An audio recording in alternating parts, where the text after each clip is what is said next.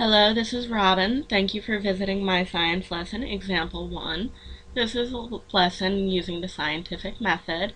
So as you can see on the right side, we have all of the steps to the scientific method. What we were questioning is whether or not practice makes perfect. You can see over here we have our question, the hypothesis that if practice makes perfect, then repeatedly doing a task will have a direct positive effect on success. The experiment was using a game called Red Square. You can go to it over here through my sidebar, and you can see we have the game over here. And the point of this game is to keep the red square away from the sides and away from the blue boxes. Now, we used the red square form. Again, you can get to it from the sidebar to track everybody's progress on each attempt.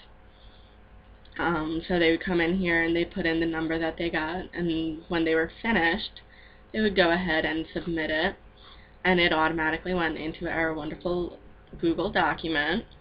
And as you can see up here, we used the sum to get the average of each attempt.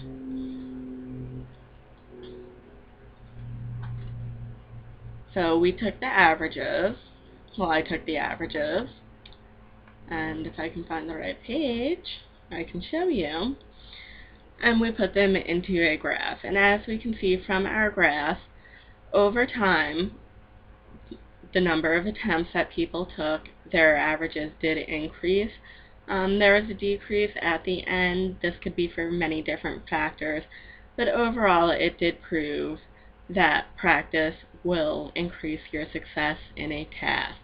Now if you come all the way to the bottom of the page, we do have a document here that you can open up, print out, have your students fill out on the computer, in which they can do their own version of this.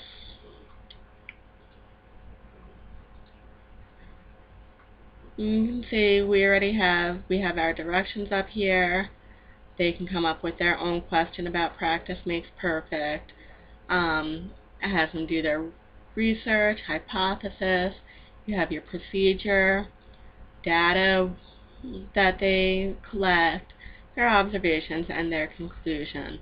So your students can go ahead and practice doing this on their own using the document. So, and as you can see, you can use this as an example to show them. And if you want, you can even have your students go ahead and play the game and see if practice does make perfect for them. Okay, well, thank you for visiting my page, and happy teaching.